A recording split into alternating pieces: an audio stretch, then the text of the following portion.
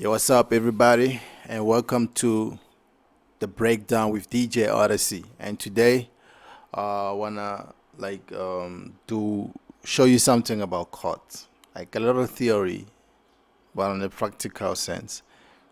I suck with theory, people. I always love things that are practical my whole life. And so now, let me close this kind of thing so that we can open it up where it opens and everything. So now you have FL Studio like this. And then, so I'm trying to do like deep house chords, like your soulful deep house chords, like your soulful house, like that type of sound. And then, let's say I don't have any knowledge about playing the keyboard or anything, and then so I'll assume most of you like have that kind of a problem, and then now you want to make soulful deep house, and then you don't know where to start, and then so I'll give you the basics on how to start and where to get, and as you go along doing what I'm doing today, you will be able to move forward as a producer into this type of genre. And then making soulful deep house can also take you into neo soul, and then you can as much grow into this type of sound. And then so now let me not waste time and get into this. So now I'll try to use FL stock plugins. Even the drums, I'll try to use the ones that you find in FL Studio. So yeah, you get into pack, and then into packs, and then go into instruments, and then let's find roads because we're dealing with soulful. So take these roads into this. So fine, it'll open this static wave, and great, we good. And then we open the piano roll, and then let's say we just randomly select A, and then now with roads, with soulful house, we're dealing with ninths, so a minor ninth. So you come here, there's a stamp here, it has the chords that you want to use. So you take this minor ninth and you put it here on the same, like you chose, like let's say for instance, this is like you choosing randomly any key, and then now you choose a minor ninth of that key, and then you sitting here now, and then after this, normally you find it's loud, so you just reduce the velocity of this so that the roads can be smoother. And then now you have the first chord, and it will sound like this.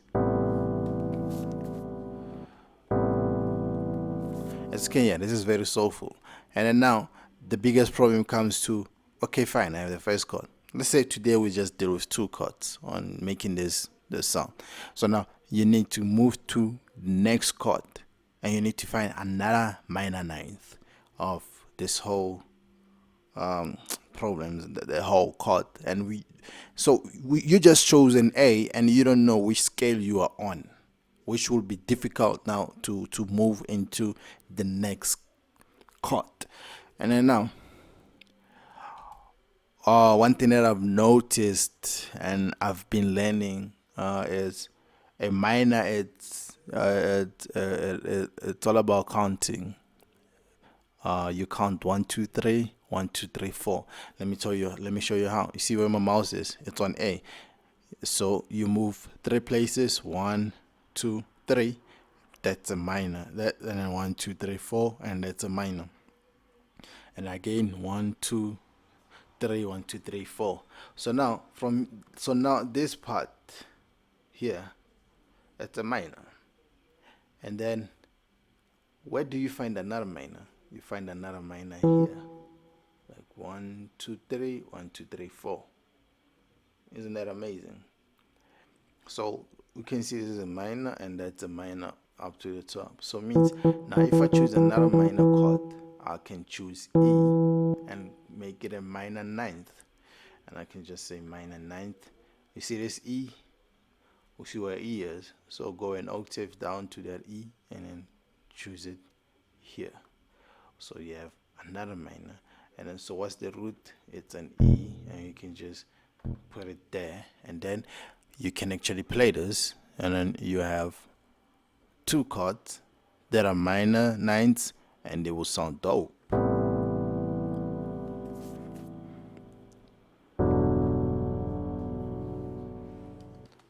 Sounds good, right? I don't know if I'm a little bit octave low too much. Let's try to take this. So we select everything, right? Control A, and then say Control upper arrow, move up. So then the notes have moved all up an octave. So if we play this, I want to hear how it sounds. And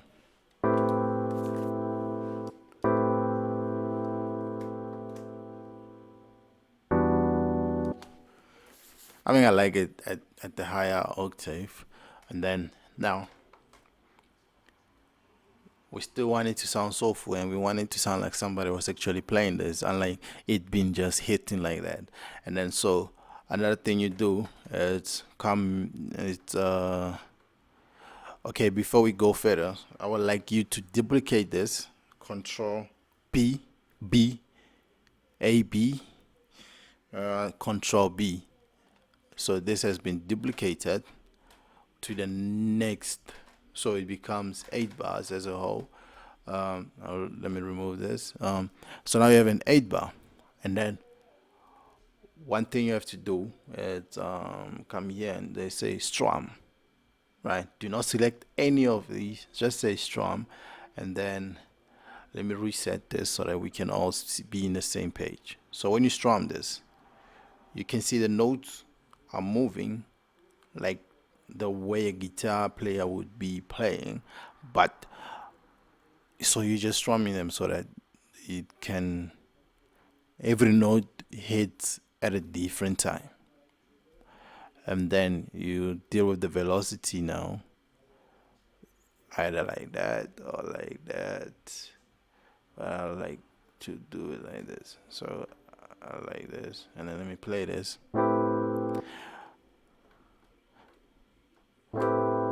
As you can hear, now it's like somebody was actually playing this. So I normally like to reduce the length at the endings, so that it doesn't like jump into the next bar, and then say accept, and then my friend, you have these chords, and then we're not really done, you know. So now you need to variate maybe after the first 4 bars, after the two chords. Now on the next two chords, you want to make sure that it sounds different. Okay, now you see when you use this, what you call this, the stamp, it groups every one of those notes. So now you come here and say group and say ungroup. So everything is ungrouped. So when you select, it selects whichever one you want to select. So now you can say control and then drag your mouse maybe like that, and then take these and octavize it. So it's control up arrow. So you see those notes? Those notes went high. So I would like to take this as well higher, and then this one as well. So now this just varied, but every note is still the same one as from the other from the other two chords. So you haven't changed anything. You're just making it sound different.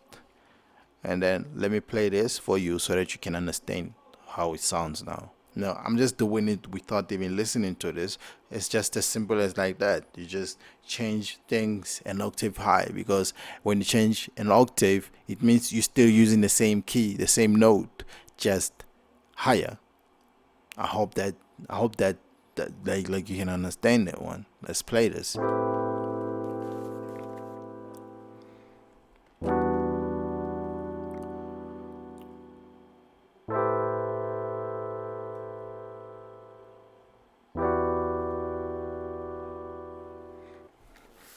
You can hear how that sounds very soulful. And then now, you can take this and then put it like that. So we can go into the next pattern now, because the first thing that I wanted to show you is actually done. And then so just to prove that this can be a nice deep house track, so I'll just find the drums first. Let's come into, I like legacy drums, legacy, and then let's go into vintage first. God, man, it just changed.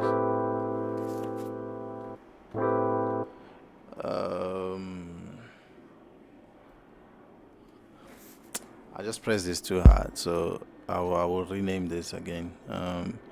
Let's go back to those instruments, and then not legacy instruments, but this instrument, because I want to see this. This is a note.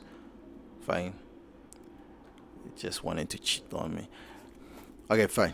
Let's go back, and then let's say drums, legacy. What's that legacy again? You come into legacy, and then you say drums, and then let's go into vintage. Let's start over. I like this. Let's kick first. I remember, man. So you can just say fill 4 steps, and then let's play.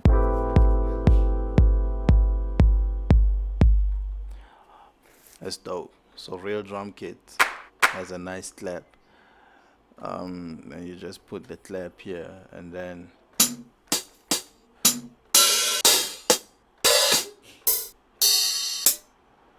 so a head.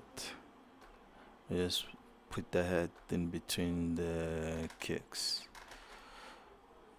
Yo, I don't know what's going on. Yeah, great. I just reduce that, and then the clap, put the clap on 2, the hi-hat on 3, and then I think I like this as well. I don't know how it's gonna sound, but I'll put it here, and then reduce it a little. It's also a head. Let's go there. Let's play this.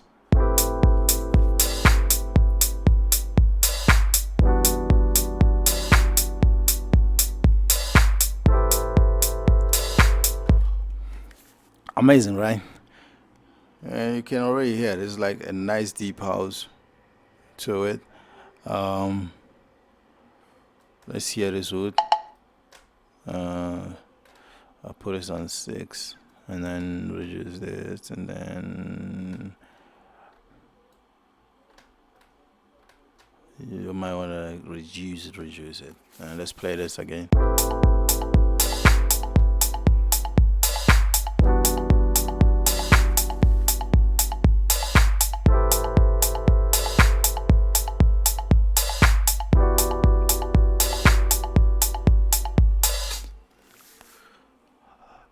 Maybe you have to love this. And then now it sounds like that. And then what you need probably at the tom, I'll just come in here. Maybe I'll find this.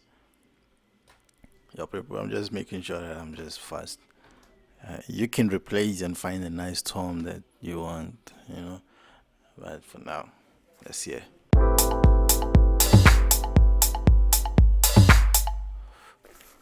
Great. And then where do you find shaker? I think real drum kits has a shaker, and then you put the shaker. I would like to put the shaker on its own channel, like that. Put it there, and then it just goes.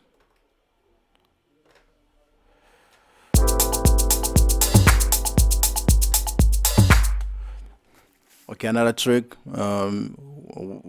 When you have these notes that are like very close to each other, the best part to do is just swing it. Maybe put it just before 12 o'clock or after 12 o'clock there or here. For now, I'll try to put it before, so that you can hear how it actually sounds like. Listen to this. Listen to that.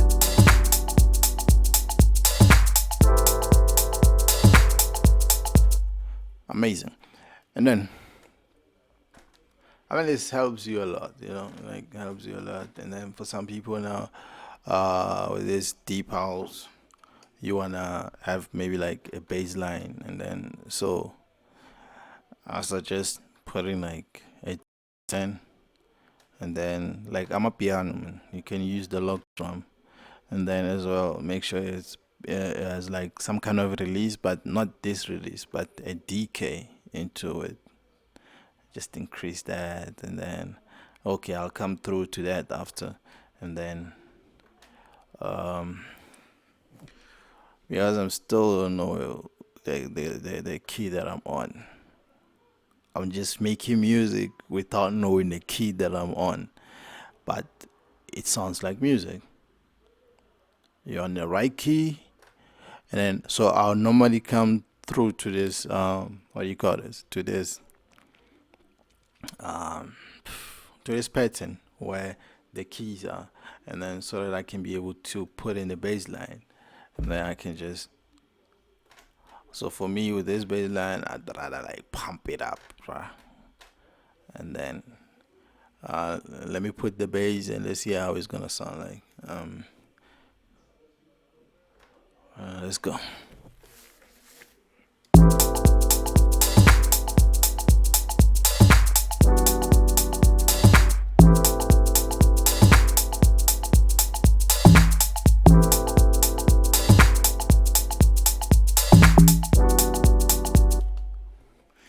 But I can, as you can hear, it's like an octave higher. So you need to just reduce the octave. You just have to look where you're playing at, and then um, I'm just playing the bass line, but I'm not sure if it's how I want it to sound like. I'm in a hurry today, but you get the idea.